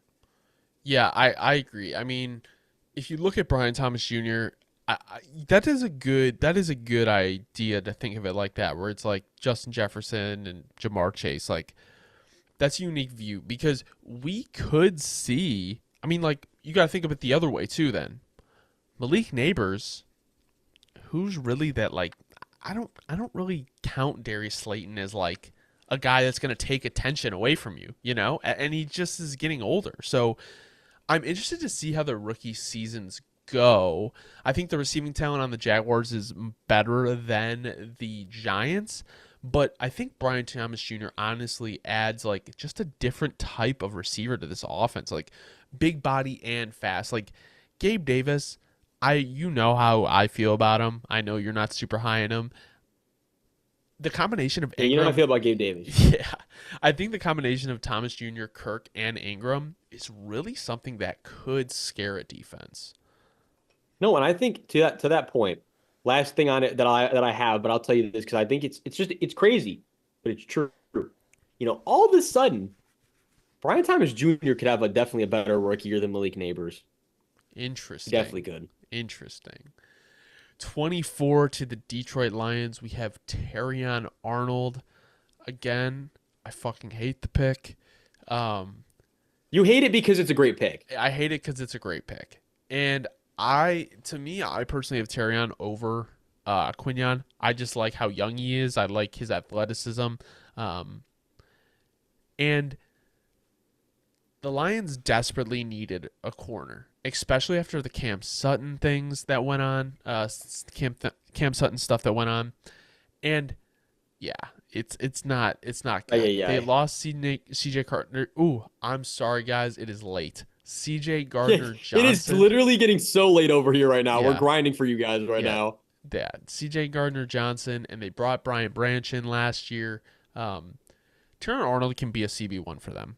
And he can be a lockdown corner, alpha corner for a long time in this league. He is very young. I believe he's only 21. And he plays the way that the Detroit Lions play football. This is such a Dan Campbell pick. Honestly, fuck you, Brad Holmes. Unfortunately, it's not going to be enough to stop the trio in Chicago, hopefully. But overall, great pick. I mean, the Lions, ever since they got competent in the front offense, I mean, we just got competent in our front office. They've been making great picks every pick in the first round. Yeah, I say, well, last thing on him that I have to say really, but Terry Arnold is a guy who's going to play his ass off for you every single snap. We used to talk about like there's football players in each draft class, right? That's Terry Arnold, guy who loves football. And the best thing is too, if you're a Lions fan, you watch, you go watch every week of Alabama defense. Terry Arnold got better every single week in that Alabama defense this last season. Every single week there was improvements on little things. He's constant. He's a real student of the game, someone who loves football, loves to learn football. I really do believe he has an all-pro ceiling. Again, along with Quinion Mitchell, they both really do have very, very high ceilings. Quinion edges him out because of the length, but you take away that length. I mean, Terrion is a guy with so much instinct. It's like You know what I mean? You got a fantastic player here in Detroit, and and just the way he addressed the crowd afterwards, I think I'm sure they're already all in on him. Well, another thing too, bro, is like he's going to be playing opposite side of like Carlton Davis, who they traded for. So like he doesn't even have to be CB1 right now. And then they still have Emmanuel Mosley. So it's like their cornerback room is not as bad as it was if they didn't draft him. He's not going to be relied on to be the sole corner one. So I think the Lions did a very good job at kind of repairing their corner room and addressing their need without also I think they addressed their need while also taking best player available, which is I find probably a rare thing in the draft.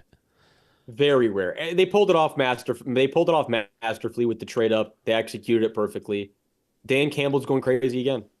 25 to the Green Bay Packers, we have Jordan Morgan. So I like the pick a lot personally.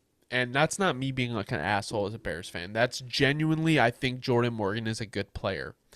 While Love the pick. I don't think Packers fans are going to love it because for a long time they have developed late round guys into be very, very, very good starters for them. Here's what I will say. At some point, sometimes those players, they just don't churn out like that. And losing David Bakhtiari, do you really want to roll the dice going into the season with Rasheed Walker, who was a seventh round pick? Yes, he was decent. But what happens if he gets hurt? What happens if he just doesn't play like he played last year? Then you have a massive liability on the blind side of your quarterback. Jordan Morgan was a very reliable tackle at Arizona, and taking him at 25 here is a good pick. I was in the Packers subreddit, and they were all upset, whatever. They wanted DeGene, they wanted McKinstry, all these other players.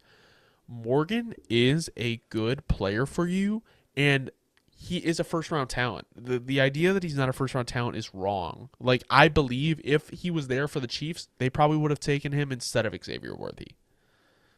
Oh, absolutely. I've been gassing in the last couple weeks here. The more that I watched Arizona's O line, it was just crystal clear. And I'll say this: if you're a Packers fan, here's what you need to go do tonight. Do this, and I promise you, you're going to sleep well. Go cut on the tape of Jordan Morgan one-on-one versus Laiatu Latu. There was only two tackles Laiatu Latu's entire tenure at UCLA that shut him down. The two men were Talise Fuaga and Jordan Morgan. And I mean that seriously. They're the two guys you're going to find that they'd even not just dominated the matchup, but even won or got close to winning the matchup. If you're the Packers and you got one of those two guys, you need to be ecstatic right now. And I need you to remember something, Packers fans. You should know this already. You should know this. You've seen it. Games are won and lost in the trenches. You filled out the most important position group with a guy who has an incredibly, incredibly high upside. He moves for a gazelle, like for his size. I'll say, some guys that just for his size, he moves so well. This was a guy who I thought that the Niners would be thinking about replacing Trent Williams with, where this would be a guy I think the Niners would have loved to have, the Chiefs would have loved to have. Packers fans, you got yourself one of my favorite players in the first round. Do not be disappointed about this pick. This is a pick you're going to look back on in a few years and be like, that's our Jordan Love bodyguard. You just can't hate on it early. Don't get you just, it's not sexy like we say, but it was the right decision. Jordan and Jordan. Yeah, that's something that you touched on that I didn't. His athleticism is really underrated. The way he moves when he's just going out for a block is really smooth. And the thing that I like about Jordan Morgan a lot is like he's a good pass and run blocker. Like it's not like he's like something like Olu Fashanu where he's just like a much better pass blocker than he is run blocker. Like Morgan is good, just an overall very good tackle, and you guys should be very happy with the pick here at 25. Like I'm not kidding when I say this because it's gonna be one of those things where it's like, oh my, like how could he say that? It's true. Jordan Morgan has just as much potential as any lineman taken today to come out where we look at this class a decade later and be like, wow, he was the best lineman taken. Because as with right now with Joel and Fuaga and some of these other guys, it sounds blasphemous, but we know how this goes. If you've been watching the NFL for long enough, sometimes it's just these guys are all really close when it comes to evaluating them and ranking them. And sometimes you undervalue certain traits. You don't know a guy's will to develop and be the best. And if Jordan Morgan has that will and he is one of those guys, we could definitely be looking back on this class 10, 15 years and being like, how did he fall to pick 25? He is one of those guys for sure. 27 or 26 to the Tampa Bay Buccaneers. Graham Barton. Honestly, they needed interior offensive linemen. They needed a center since Ryan Jensen retired. And actually, when they drafted him, they listed him as a center. So I think this is probably the safest pick outside of Marvin Harrison Jr. in the class. Like, Graham Barton played Literally. tackle at Duke. He could play any of the 5 positions. You have your tackles figured out, right? You need interior help. Graham Barton is going to be a great player for the Tampa Bay Buccaneers, and you already have an experienced quarterback, so you're not really worried about him being a rookie center. Like, you have a guy that can call the adjustments and everything like that. Like, you don't need that guy to be super experienced. And Graham Barton, the best thing about him is if they have a decent center, they can move him to guard.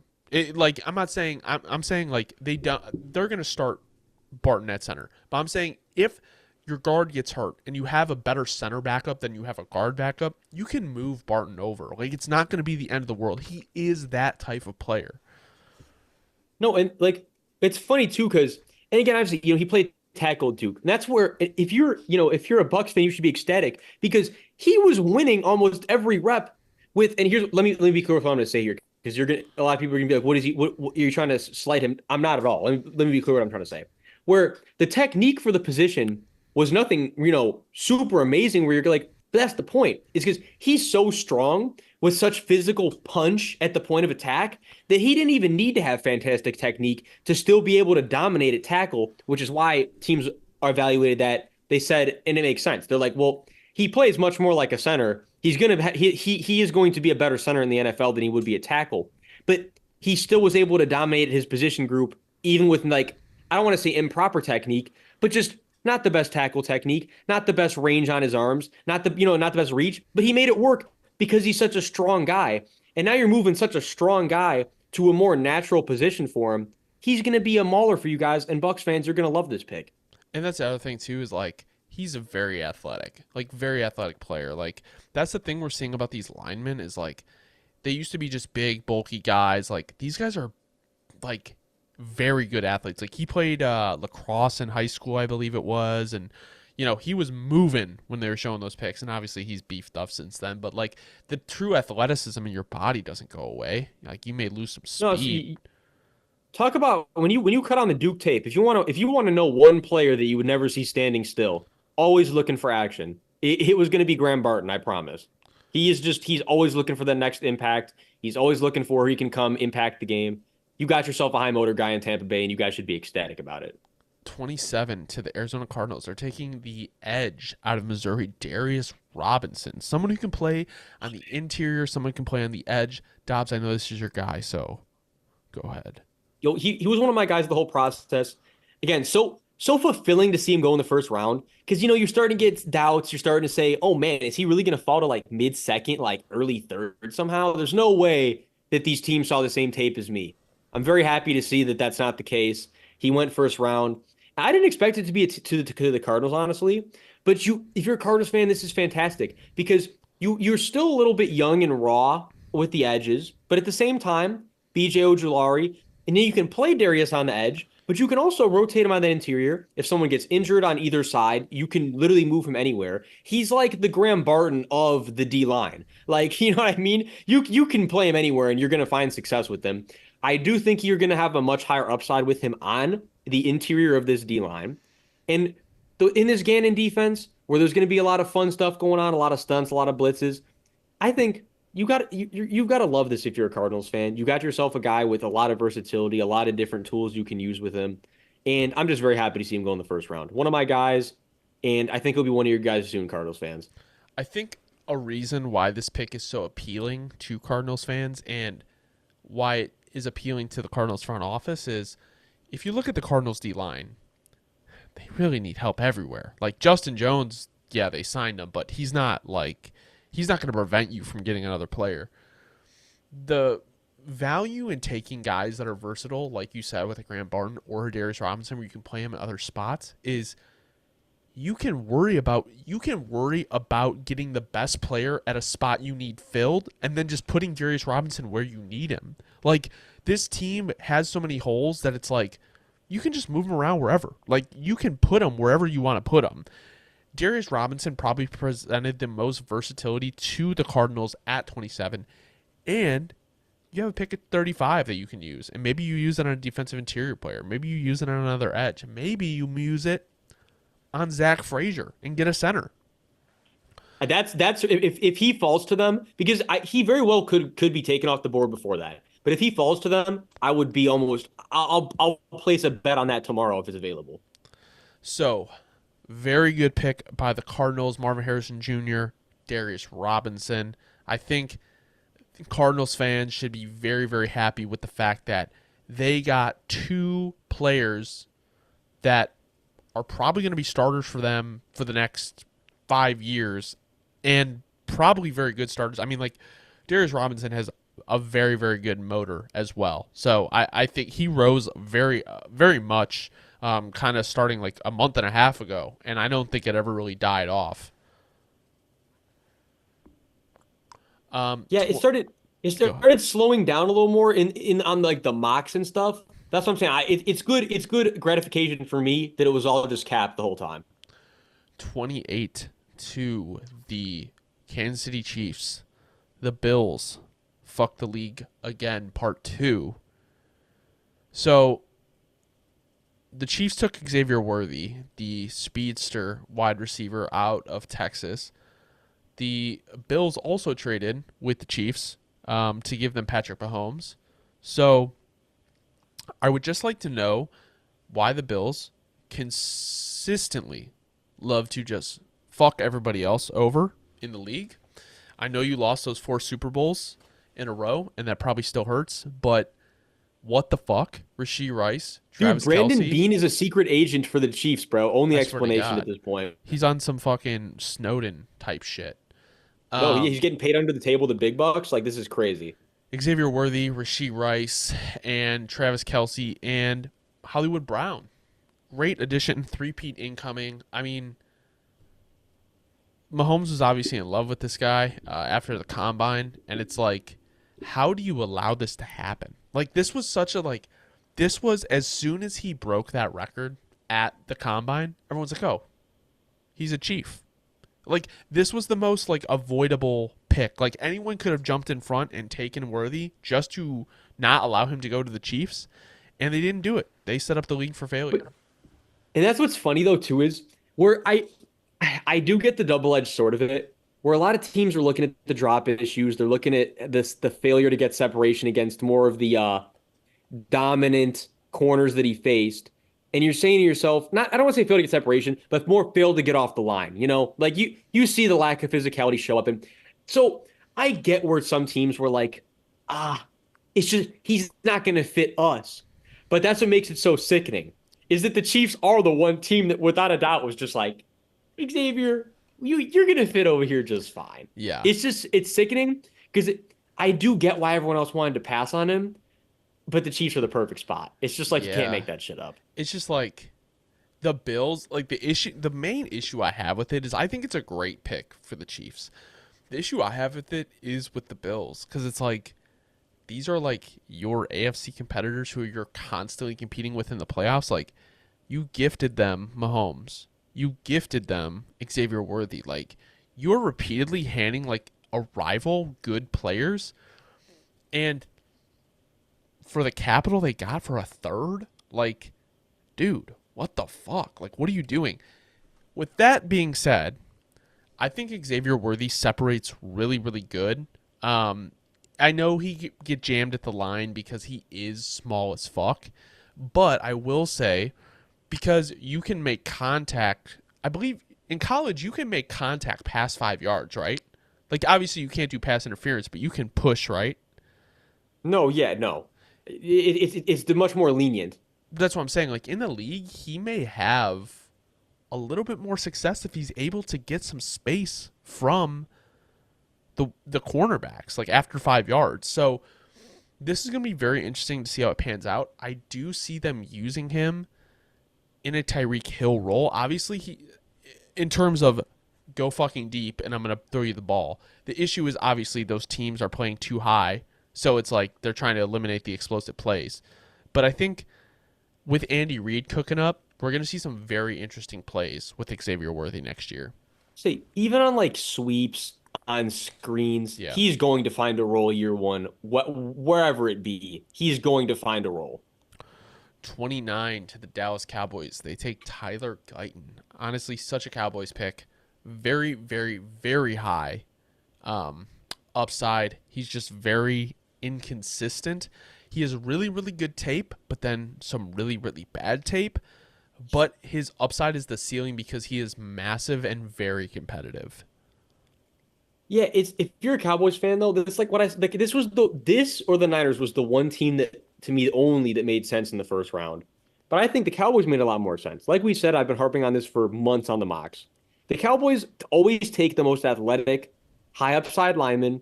They churn out the flaws. They turn them into the best version of themselves. If you guys can do that with Tyler Guyton and turn him into a guy that can consistently put out that good tape, because like Hunter said, that bad tape is really bad. Like it's really bad. But the good is really, really, really good. So I don't want to sound like I'm slighting him. It's the inexperience, it's the rawness. You get him in and you turn out those flaws and you can turn him into that good tape consistently guy. You could have a guy that's going to be starting for you for the next 7, 8+ years and be a real rock. So you got to be happy about it if you're a Cowboys fan. It's a long-term pick. That's always the route the Cowboys seem to go. They didn't get off brand. They didn't have schedule. They kept going the Jerry way, even though it hasn't amounted to anything amazing in the over the last however many years. They didn't deviate from the plan. We've seen that they stay competitive this way. If you're a Cowboys fan, you got to be happy with it. I think is the bottom line.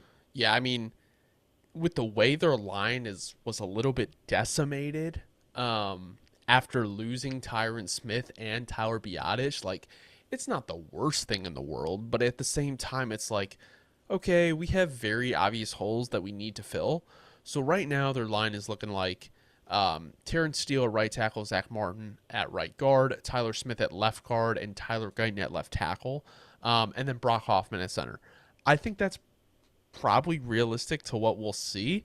That's the value in having a guy like Tyler Smith who is versatile. That is why these versatile guys on the offensive line are so valuable because Tyler Smith can kick out and play tackle. Like obviously with Guyton, now you're going to keep Tyler Smith at guard because he's good at guard.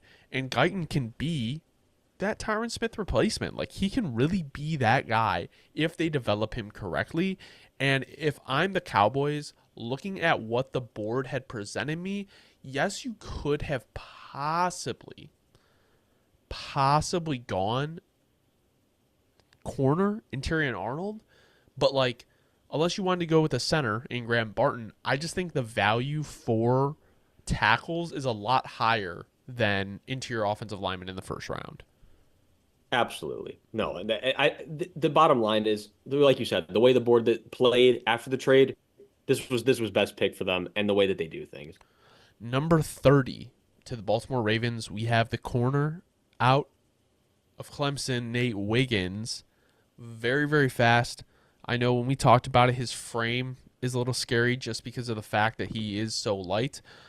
He was 173 at the combine. I think he was like 184 at his pro day, so he put on some weight.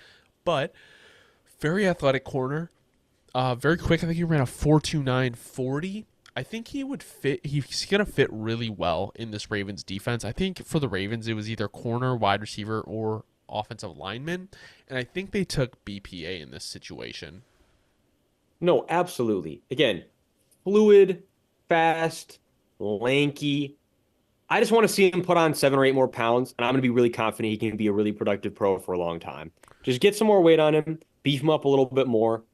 And obviously, he's going to have to get used to playing it out at a more adjusted weight because he was used to flying around there, basically being an absolute flyweight. But for a football flyweight. But you get my point. Like the reality is, though, like you said, BPA, super high upside, rangy, fantastic for this Ravens defense, where there's going to be a lot of disguise, illusion. I'm going to buzz you down, and you're going to be fast enough to be able to buzz down quick enough, make a play on that ball, intercept that ball. This is a great defense for Nate Wiggins to be in, and that's the bottom line. If you're a Ravens fan, you got him at pick 30, because Nate Wiggins was projected to potentially go anywhere from like 15 12 to 15 and anywhere for like, you know what I mean? 12 to 15 and beyond. So you got him here at pick 30. You got to feel damn good about that. A lot of people had Nate Wiggins as their cornerback. I don't want to say a lot of people. Some people had Nate Wiggins as their cornerback one. And a secondary of Kyle Hamilton, Marcus Williams, Marlon Humphrey, and Nate Wiggins is pretty good, especially when you have, a pass rush with like Justin Matabike, Adafe Owe. They have Roquan Smith, Trenton Simpson, Kyle Van Noy. Like their defense is going to be very good again with this pick. No, absolutely. Even with, you know what? There's going to be some corner blitzes, I promise. There's going to be some corner blitzes where Nate Wiggins is going to come screaming. Mark my words. We're going to see it at least once or twice. 31 to the San Francisco 49ers, a pick that was so polarizing personally for me. They took Ricky Pearsall, the wide receiver, out of Florida, Slick Rick. So I love Ricky Pearsall. Rick, and baby. we've been on the Ricky Pearsall agenda for the last couple months. I hate the 49ers, though. So it is so bittersweet. Ricky Pearsall is a fucking dog. And super athletic, super smooth, super talented, super good pass catcher. And this leads me to believe that Ayuk or Debo is gone probably within the next couple days. Yep. I don't know if I ever would have predicted him going round one, though. Like, this was a very pleasant surprise. I swear I didn't predict it, but we said you knew. We've been saying you get the credit as well. We knew he was. We've been saying he's first round talent. It was just a matter of who was going to be able to absorb the fact that he played in a super power heavy offense. The target share in that Florida offense is just not. It's just not. It's really not like much of a thing. Like where they're running the ball a lot. It's not pass heavy at all. It's kind of the same for even example like why judging A Rich and when you go look at the A Rich tape you have to take that with that same grain of salt. Not a ton of throwing attempts. It's kind of like even like the JJ McCarthy this year. You know what I'm saying? Like some of these guys, they don't have as much of an opportunity to show their stuff in the scheme that they play in. You have to be able to put the lenses on and just acknowledge the snaps where they're getting attention, where they're getting to play that role. And if you did that with Ricky Pearsall, you did not leave the film saying that he wasn't a first round guy. And I'm so happy that he's going to go to a team, even though I know we're not the biggest Niners fans in the world, but I'm going to say this. I am very happy he went to a team where he's going to be able to compete right away, show his skill set right away, and actually have a very, very good chance to succeed. Because I would be a little bit worried about him in a lot of these other, potentially much bleaker situations off the rip. You're going to a team that just was in the Super Bowl. Slick Rick is going to be wide receiver 1 or 2, assumedly, very soon. And I love it for him, even though I might not love it for the rest of the league. I'm very happy that it solidified what we already knew about Ricky Pearsall. Fuck, man. Yeah, so Rick is just like, I don't know. I don't really know how much more there is to say. Like, he just has been that guy. Like, we've had him above, like, Lad McConkey, even Troy Franklin. Like, I liked him more than all. Catch a lot of flack for it, too, along the way. I know. We were taking bullets for our soldier. They were trying to send shots. We were like, that meme. It's that meme with the dude. That was us with Ricky Pearsall. Like, yeah, he is that dude. 32 to the Carolina Panthers, who traded up with the Buffalo Bills, taking Xavier Legette. So shocked that they traded up, but yeah, I don't know. Maybe there was a team that was very, very maybe they had good intel on a team that they thought was going to trade up and take Legette. I think he's definitely a good receiver for them because he kind of provides something very different that Deontay Johnson and Adam Thielen don't. He's a little bit bigger of a guy. I could definitely see them using him in like kind of like a Debo role where they'll give him sweeps and everything like that. Yup. I really like the pick. Gives Bryce Young another weapon. My only issue is I don't know if you needed to trade up. But overall, like, I'm not going to complain. I think it just adds some versatility to the offense, which I do like. Dave Canales gets another weapon. Dobbs, your thoughts? I just think, yeah, in this case, look, Panthers fans, you should be ecstatic, minus the trade up. But you should be ecstatic because it's very rare that I think a team that's not drafting the top 3, 4, or 5 can say that they really got their number one guy. By the looks of it, and what we've heard and what Dave Canales said and everything, what like Xavier Leggett said, you guys got your number one guy all the way at the 32nd pick. And obviously he's not your number one guy on the draft board. I'm not crazy, but I'm saying in terms of what they knew that they'd have a chance at getting and what you got. I think if you're a Panthers fan, you should be very confident that Dave Canales, who just ran a great offense last year, helped revive Baker Mayfield's career, got his choice at number one. You get what I'm saying. I'm tired. It's late, but you guys get what I'm saying. His number one choice, where he was available. I think if you're a Panthers fan, be very confident in that. And like Hunter said, it was exactly what I was thinking. You got a guy now all of a sudden that's going to give you that Debo role. You're going to have kind of a bowling ball receiver with great hands, who also is just, you can use him in a lot of different roles. You can line him up anywhere. It's going to be a lot of fun over there in Carolina with Xavier Leggett. Like, The, he's just a versatile guy. the one thing I will say about And Leggett, still growing into the position, like still young in that position. Like, he's growing into receiver, still, high upside. 100%. That's exactly what I was gonna say. Is like you're gonna have to be a little bit patient with him, because he didn't have more than 167 receiving yards until last year. He had 1,255 and 7 touchdowns last year, which is his most by far. He didn't even have more than 18 receptions in a year till last year, where he had 71. So this is definitely a guy that's still learning and is going to have to develop and will go through his ups and downs and rookie mistakes. But overall, if you're able to develop him and play him outside next to Deontay Johnson and Adam Thielen even, I think they are setting Bryce Young up a lot better than they did his rookie year. Especially with those guard signings they made in free agency. Dobbs, any final thoughts before we wrap it up? Final thoughts. The most fun first round that I've experienced in my life yet so far. I truly do mean that. Was tons of fun. Thanks to everyone who tuned into the live stream. Me and Hunter will be back with more, live content for you guys soon, and just more draft content. We got a ton of that coming for y'all. We appreciate y'all a ton, and thanks so much for watching with us. If you don't know ball and want to know ball, be sure to subscribe, leave a like. Let me know in the comments your favorite and least favorite pick from the draft. I will have to agree with Dobbs. Probably the most fun watching a first round I've ever had.